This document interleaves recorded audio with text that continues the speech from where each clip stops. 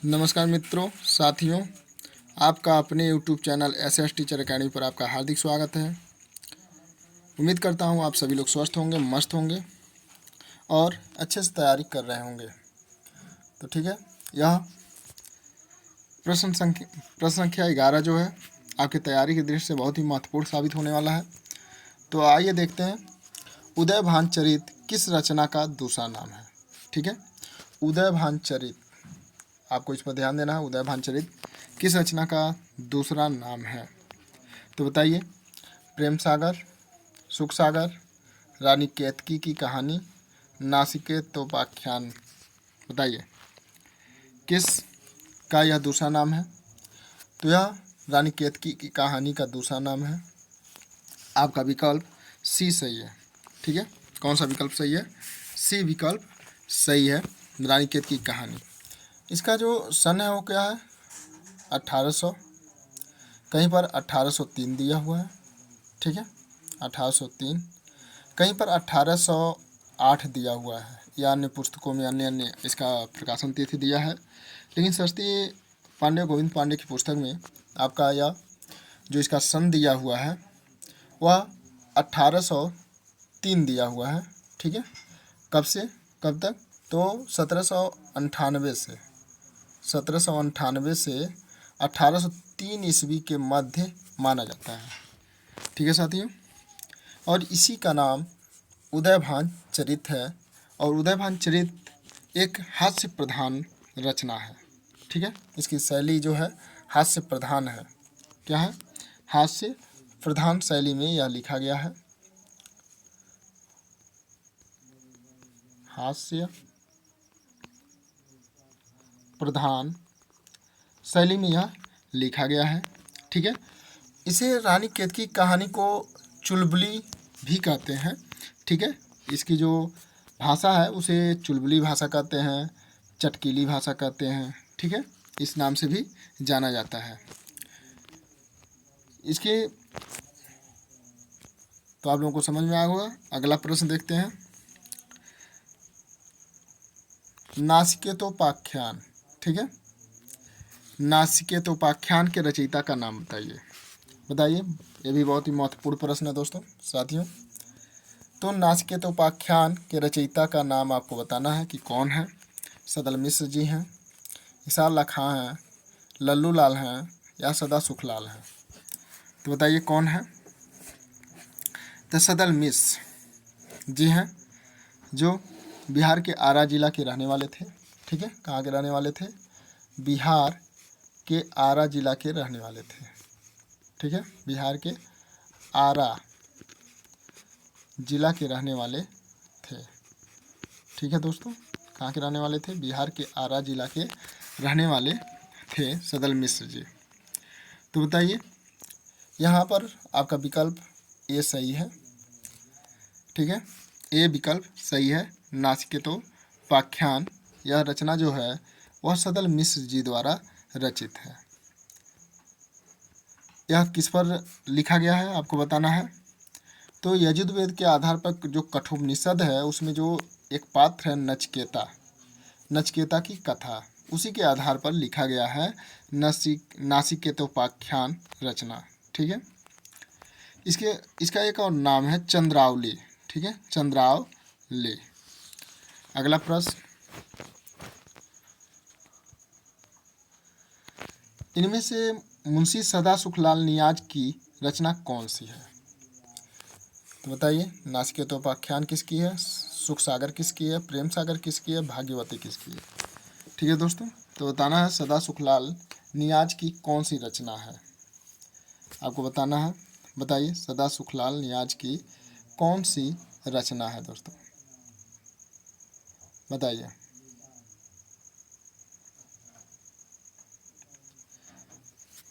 कौन सा विकल्प सही होगा? सदा सुखलाल नियाज की, आपको बताना है कौन सा विकल्प सही होगा। देखिए, भाग्यवती जो है श्रद्धाराम फुलौरी की रचना है।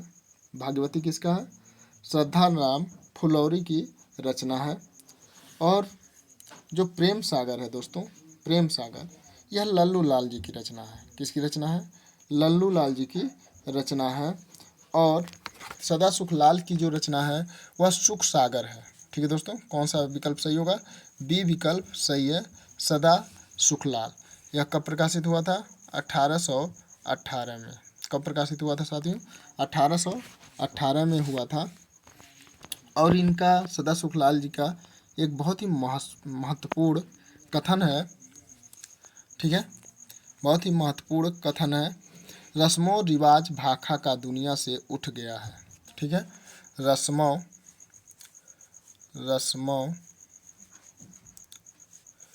रिवाज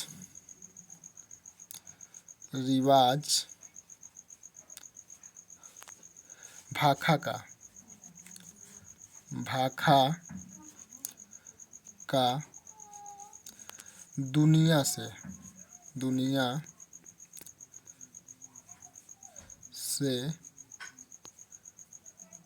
उठ गया है।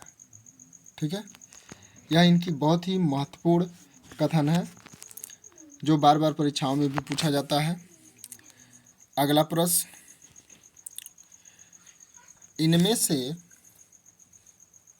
ठीक है दोस्तों, इनमें से फोर्ट विलियम कॉलेज कलकत्ता में कौन काम नहीं करता था? ठीक है, कौन काम नहीं करता था? बताइए कौन सा विकल्प सही होगा? कौन काम नहीं करता था? ABCD में से कौन सा विकल्प सही होगा? तो देखिए, जॉन गिलक्राइस्ट।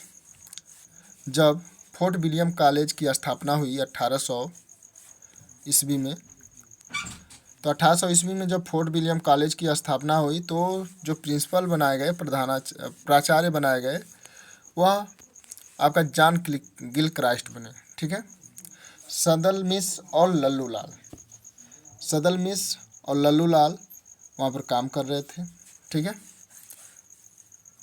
यह भाषा के रूप में वहाँ पर नियुक्त हुए लोग। जो ईसा अल्लाह खां है यह नहीं थे। ठीक है, जिनकी रचना रानी केतकी की कहानी है। तो आपका विकल्प कौन सा सही होगा? डी विकल्प सही होगा साथियों। जो कोलकाता में काम नहीं करता था। कौन काम नहीं करते थे? तो वह ईसा अल्लाह खां और सदा सुखलाल, जो हिंदी के 4 नायक हैं, उनमें से ईसा अल्लाह खां और सदा सुखलाल जी काम नहीं करते थे, सदलमिस और लल्लू लाल करते थे। ठीक है साथियों, अगला विकल्प, इनमें से कौन सी रचना लल्लू लाल की नहीं है? ठीक है, आपको बताना कि लल्लू लाल की रचना नहीं है, इस पर आपको ध्यान देना है। सिंहासन बतीसी, बैताल पचीसी, शकुंतला नाटक, मंडोवर का वर्णन। तो आपको बताना है कि लल्लू लाल की रचना नहीं है। ठीक है दोस्तों, लल्लू लाल की रचना नहीं है। तो कौन सा विकल्प सही होगा? देखिए, लल्लू लाल जो थे यह उर्दू भाषा को यामिनी भाषा कहते थे। क्या कहते थे? यामिनी भाषा कहते थे। ठीक है दोस्तों, कौन सी भाषा कहते थे? उर्दू को यामिनी भाषा कहते थे। और इन्होंने सबसे महत्वपूर्ण बात यह है कि यह एक प्रेस खोला जिसका नाम रखा संस्कृत प्रेस। क्या लिखा? संस्कृत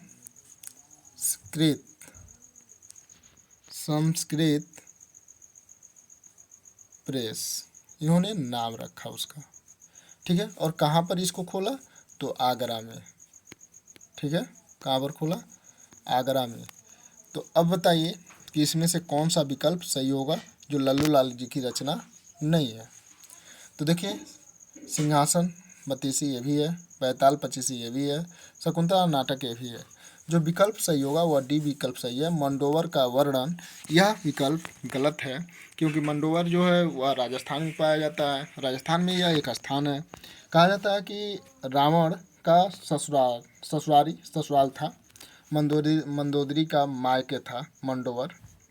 तो ठीक है, तो यह जो मंडोवर का वर्णन है यह लल्लू लाल जी की रचना नहीं है। तो आपका विकल्प डी सही है। अगला प्रश्न, लल्लू लाल जी कहाँ के निवासी थे? ठीक है, आगरा, कलकत्ता, बनारस, दिल्ली। तो बताइए कौन सा विकल्प सही होगा? कहाँ के निवासी हैं पूछा है, इस पर आप लोग ध्यान देंगे। तो बताइए लल्लू लाल जी कहाँ के निवासी थे? तो लल्लू लाल आगरा के निवासी थे। ठीक है, कहाँ के निवासी थे? आगरा के निवासी थे। अब कलकत्ता के निवासी कौन थे बताइए? बनारस, दिल्ली। तो आप लोग यह कमेंट करके बताएंगे कि सदा सुखलाल कहाँ के निवासी थे? सदा सुखलाल कहाँ के निवासी थे? अगला जो प्रश्न है वह है लाल चंद्रिका किससे से संबंधित है? किससे संबंधित है लाल चंद्रिका? बताइए लाल चंद्रिका। तो यह श्रृंगार वर्णन है या लक्षण ग्रंथ है या बिहारी सतसई की टीका है या राज प्रशस्ति है? बताइए क्या है, कौन सा विकल्प सही होगा? तो यहाँ पे जो विकल्प आपका सही होगा वह सी विकल्प सही होगा। ठीक है साथियों, कौन सा विकल्प सही होगा? सी विकल्प सही होगा। बिहारी सतसई की टीका है। ठीक है, बिहारी सतसई की यह टीका है और इसके रचनाकार जो हैं वो लल्लू लाल जी हैं। कौन है? लल्लू लाल जी हैं। बिहारी सतसई की टीका लल्लू लाल जी हैं। अगला, इसमें श्रृंगार वर्णन तो है नहीं, लल्लू लाल जी की यह रचना है। अगला प्रश्न देखिए, लाल चंद्रिका के रचयिता कौन है? लाल चंद्रिका के रचयिता कौन है? तो लाल चंद्रिका के रचयिता अभी आपको बताया गया कि लाल चंद्रिका के रचनाकार जो हैं वह लल्लू लाल जी हैं। ठीक है, यहाँ पर आपका विकल्प बी सही है। ठीक है साथियों, कौन सा विकल्प सही है? बी विकल्प सही है। अब बिहारी जी का जन्म, ठीक है, कब हुआ था?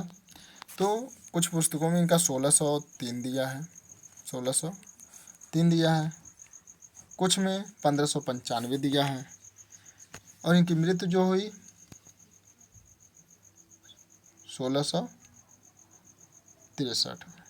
ठीक है, मथुरा के ग्वालियर में हुआ था और इनकी एक मात्र रचना है बिहारी की, बिहारी सतसई, जिसमें 713 दोहे हैं और 6 सोरठा है, जिसे कुल मिलाकर मान लिया जाता है कि 719 दोहे हैं। ठीक है, 719 दोहे हैं। केशव दास जी हैं जो रीतकाल के प्रवर्तक माने जाते हैं। केशव दास जी की जो रचना है केशव की, वह रामचंद्रिका, विज्ञान गीता बहुत ही महत्वपूर्ण है। सदा सुखलाल दोस्तों, जो सदा सुखलाल जी हैं अभी इनके विषय में बताया गया है कि सदा सुखलाल और नियाज, इनका नाम है, उपनाम नियाज है और यह फोर्ट विलियम कॉलेज से संबंध नहीं रखते थे। ठीक है, फोर्ट विलियम कॉलेज से संबंध नहीं रखते थे और इनकी जो महत्वपूर्ण रचना है दोस्तों वो क्या है? तो वह सुख सागर है। क्या है? सुख सागर। सदा सुखलाल की रचना क्या है? तो सुख सागर है। ठीक है, क्या है? सुख सागर है। अगला प्रश्न, मुंशी सदा सुखलाल नियाज कहाँ के निवासी थे? जी हाँ दोस्तों, बताइए मुंशी सदा सुखलाल कहाँ के निवासी थे? आगरा के, दिल्ली के, कलकत्ता के, बनारस के? कहाँ के निवासी थे? बस कहाँ का पूछा है। ठीक है, कहाँ रहते थे? तो यहाँ पर जो विकल्प आपका सही होगा दिल्ली के निवासी थे। सदा सुखलाल कहाँ के निवासी थे? दिल्ली के निवासी थे। अगला प्रश्न, आचार्य रामचंद्र शुक्ल ने हिंदी गद्य के प्रवर्तक में इनमें से किसे स्थान दिया? बताइए, गद्य प्रवर्तक के रूप में इन्होंने किसे स्थान दिया? कौन सा विकल्प सही होगा ABCD में से? कौन सा विकल्प सही होगा दोस्तों, बताइए।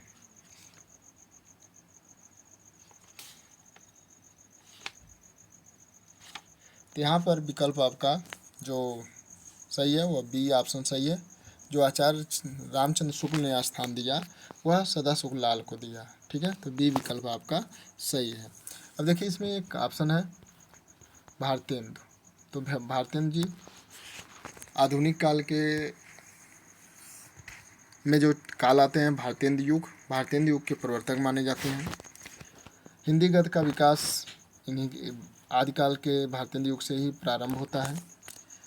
भारतेंदु जी का जो जन्म हुआ 1850 में हुआ और इन्होंने 3 पत्रिकाओं का संपादन किया। ठीक है। जो तीन कवि वचन सुधा 1868 में प्रकाशित हुई। राम हरिश्चंद्र मैगजीन और रामचंद्रिका, उसी का नाम बदल के 8 खंडों के बाद रामचंद्रिका कर दिया गया। स्त्रियों के लिए खास इन्होंने बाल बोधनी नामक पत्रिका निकाला, स्त्रियों के विकास के लिए। 74 में, कब निकाला? 1974 में बाल बोधनी नामक पत्रिका निकाला, जिससे स्त्रियों का विकास हो सके। तो यहाँ पर जो प्रश्न है, आचार्य रामचंद्र शुक्ल ने हिंदी गद्य के प्रवर्तकों में इनमें से किससे स्थान दिया? तो सदा सुखलाल जी को दिया। आपका विकल्प 20 सही है। हिंदी गद्य का सूत्रपात कब से माना गया? ठीक है, बताइए कब से माना गया? 1900 से, 1950 से, 1800 से, 1920 से। तो देखिए, यह हिंदी गद्य का सूत्रपात 1800 ईस्वी से ही मान लिया जाता है। जो हिंदी गद्य के नायक हैं 4, सदा सुखलाल, ईसाअल्लाह खां, लल्लू लाल, सदल मिश्र, तो यह 1800 से ही मान लिया जाता है। तो आपका विकल्प सी सही है।